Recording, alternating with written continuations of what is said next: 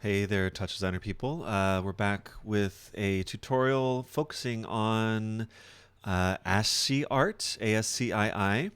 It's a style, we might have seen some other examples trying to do this in TouchDesigner, but it's based in ASCII characters we see right here, and it's really coming from the early days of net art, in particular an artist Vuk Cosic in the 90s made a lot of early net art that's utilizing the ASCII character coding to create images like this. It's essentially mapping the tonal range of an image from dark to light and mapping certain characters onto those. So let's dive in here and see how we can do it. I've got this system set up, webcam coming in, so there we are. And then it's converting it to monochrome. I'm reducing that to a certain lower resolution, limiting it with quantized values. And this is all kind of based on instancing. It's coming from grid. I've got, so this grid right now I have quite a few points. We can see rows, so 73 by 129. So this is really kind of controlling a lot of other operators around the system. And that is then instancing this rectangle that's going all over the place. So I've got this little radio button group also set up so I can change my resolution. So this is the highest resolution. And then going down.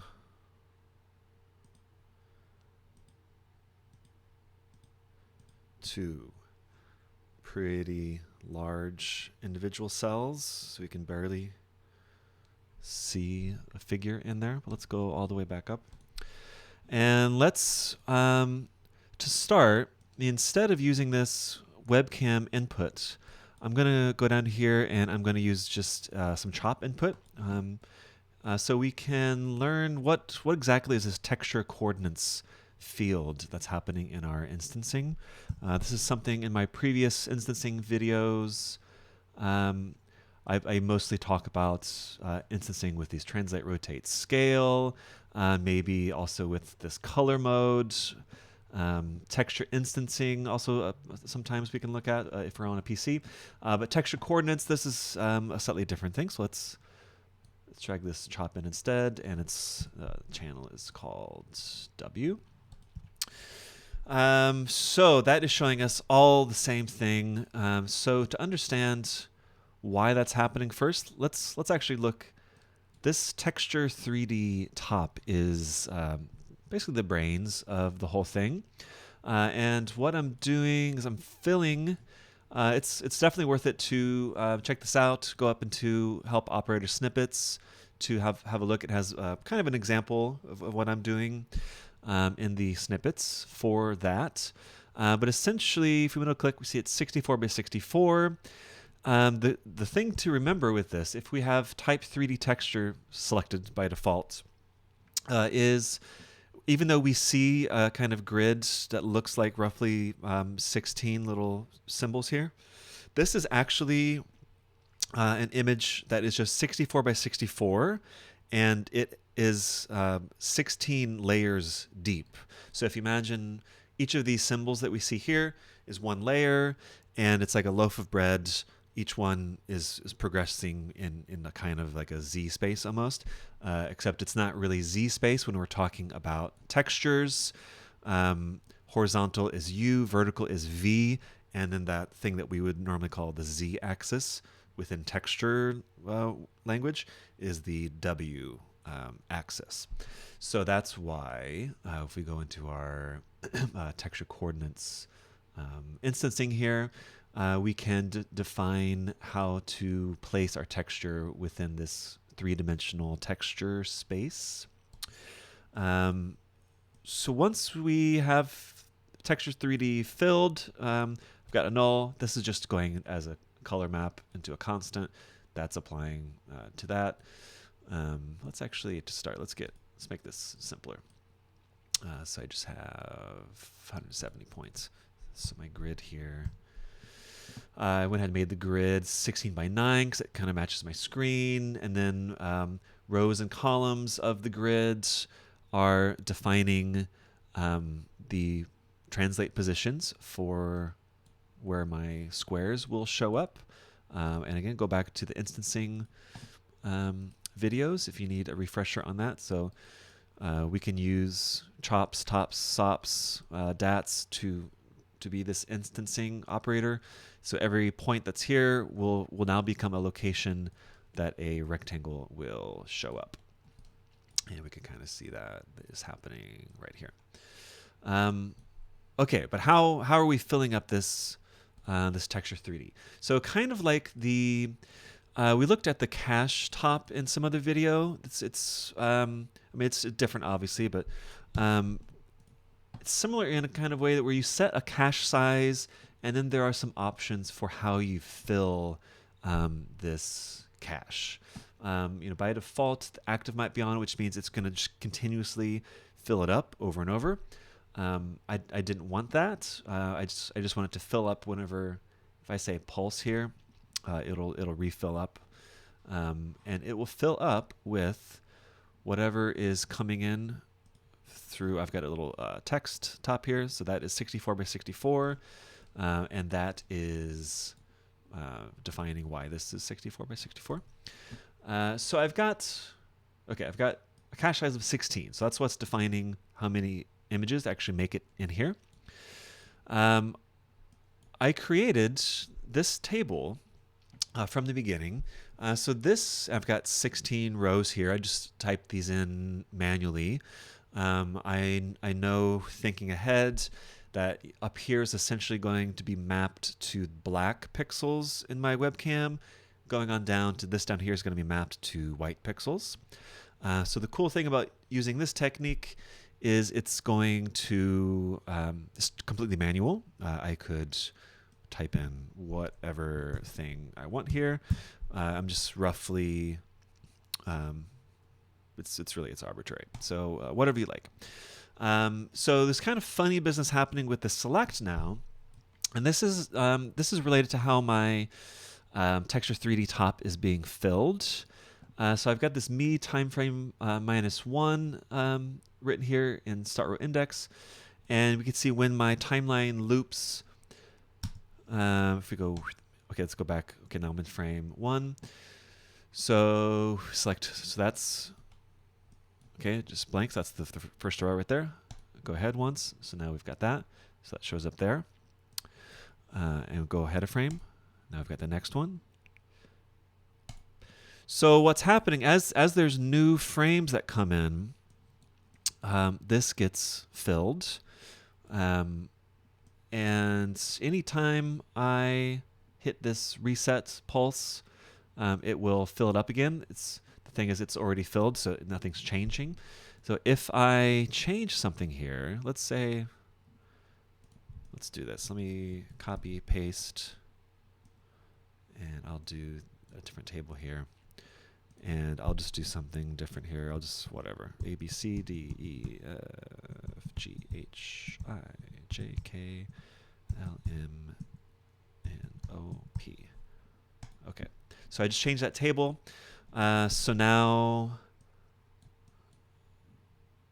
I'm going to hit spacebar. So it's going to cycle through those. So from frames 1 to frame 16, will select my different rows. Text will automatically show that because I have text just looking at my dat here. But this is not filling yet. If I want to actually fill it up, go back here and let's reset pulse. Pum. And there we go. That magically filled up with that new table that I wrote. So that is a kind of a nice way to do it. If I had something like, so if active was on, so now it's always going to be following whatever change happens here, which it's not. I don't really want that to happen. I just want it to be filled and then don't change anymore. So let's go back. I could do this one at a time, but prefill is going to be more kind of automated for what I want to do. But I want to get back with these here, and let's pulse. Okay, great. Okay, so that's doing the kind of magic, that the main heavy lifting there, and then just adding that as a color map. and then onto my instances. So now each of these, imagine there's, instead of imagining that there's 16 textures, imagine this is a single color map. And every time the color map goes onto this rectangle, that skin, that texture actually has 16 different layers that could be visible at any given time. And by tweaking this W field, that's how we decide what is actually visible. And how we do that, I'll go ahead and just bring this back again, is, I'm going to just drag these over here, is by tweaking this W value from between 0 and 1. Let me, actually, to start, I'm going to bypass this limit. And in my constants, let's go back to 0. Okay. And we'll just see what happens here. As I scrub this from 0, I'll just go slowly here. Okay, so that blank, that's our first row, right? So it's around like 0.03, something like that. As I go forward, it's going to go through each of those texture layers. And you can see there's a kind of fading that happens in between them. It's not a sharp quantized step automatically. So as we go from 0 to 1, it is basically scrubbing through those different texture layers. And I have 16 different layers in my texture, right? So the distance, the numerical distance between these texture layers, we can imagine is in steps of 1 divided by 16. And then as I get up to 9 something, so this is the final one. And then also to keep in mind, if I go all the way back up to 1, that's already kind of fading back to the other one.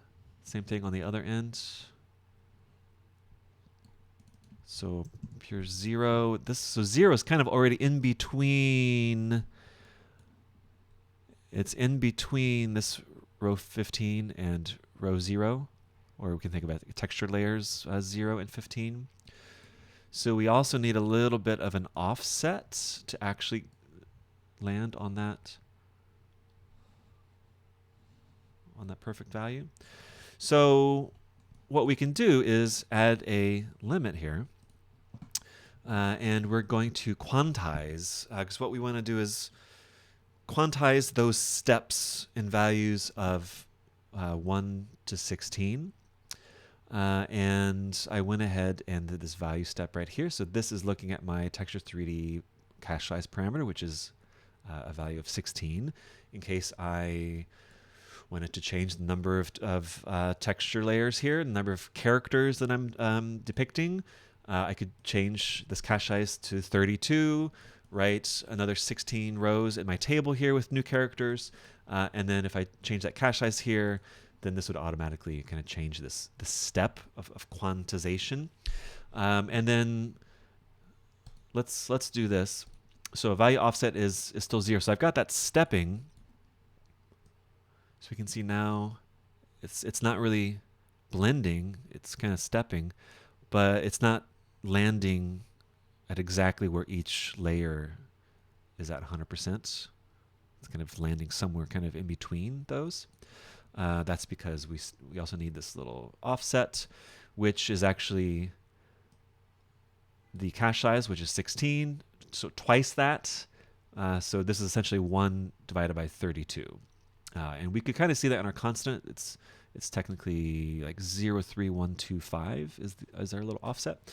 And then also we want to limit the actual, if we didn't clamp this, we can just see if we don't clamp, let's also see what happens. We actually don't want it to go all the way to 0. If I go to 1, it actually kind of loops back towards 0. So this kind of depends on your quantizing your value here, whether it's on ceiling, floor, or round. That will give you slightly different behaviors at the bottom of this and the top of this from 0 to 1. So to get around that, we also do a limit clamp. So we clamp, the minimum of that would be this like 1/32 value, which is twice the cache size, and then the maximum would be 1 minus that. So the limit kind of makes that clamped exactly where we want to be. So now, as I go through this from 0 to 1, in my kind of manual constant thing here, it's jumping exactly to where I want that within my little loaf of texture bread. Great. So that's with just a constant. Obviously, we don't want to do exactly that. We can see something else here with a pattern. Cool, cool. So you could add any kind of noise or whatever. So here's a kind of a cool technique here. So here you can see a little more clearly, or I've got my pattern that's cycling through a sine wave from 0 to 1. My limit, we can see how it's clamping at top and bottom and also quantizing it. So these values where it's stepping at are those exact spots in my texture space. So that's pretty cool. But to map the video onto that, let's go back here. So instead of my chop, let's get my top back here, and instead of W, let's do R. Okay, now we're back with the video. And we're essentially doing that same thing. So I've got, so I kind of monochrome level just to kind of boost the contrast a little bit. And then in fit, I'm making sure that the resolution is the same number as my grid. Because see, grid here is going to give me 170 instances of my rectangle.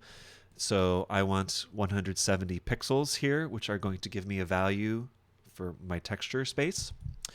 And just like I did with the kind of pattern sine wave or the constant, which was then limited, I have a limit top, and I'm doing exactly the same thing. So visually, it's a little bit harder to tell, but exact same values. It's behaving exactly the same way. I'm stepping according to this value here. I've got an offset. I'm limiting the minimum and maximum. And if I pause this here, we could maybe see if I right-click, display pixel values, and do that also here. Yeah, we get a sense. So let's just find maybe, okay, this, let's say the third pixel in the second row. So red is 0.1098. And right there we see that all of them are red is 0.094118. So that value is different because it's been quantized to the value that I need it to be in. So once we did that, now, consider this is not even as pixels. This is just data.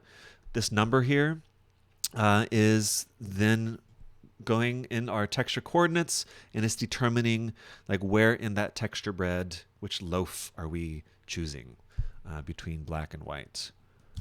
And that's how we're doing it. So it's pretty cool once you get the basics. I didn't need to kind of set up this nice little button system, but I like to kind of automate things.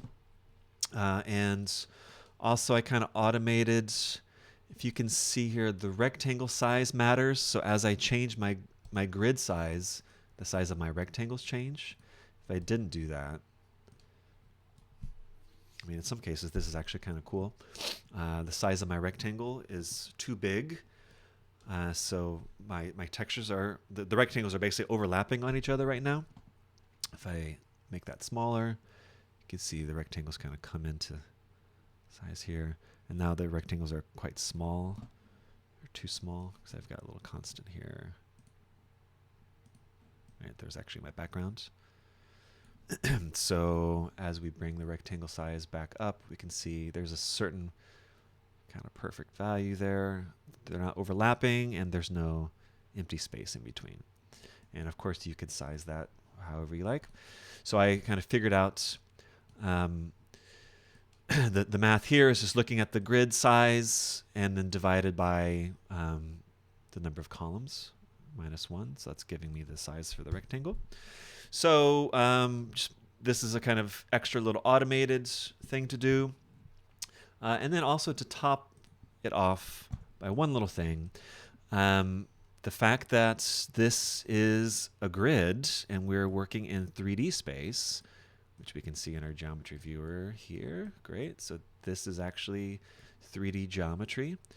That means we could be a little more crazy with stuff. And what if I did something like add a noise here?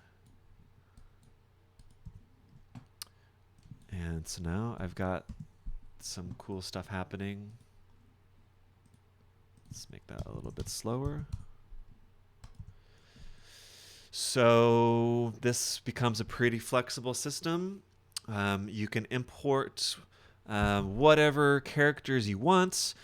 In the operator snippets, it shows a little example of using movie file in.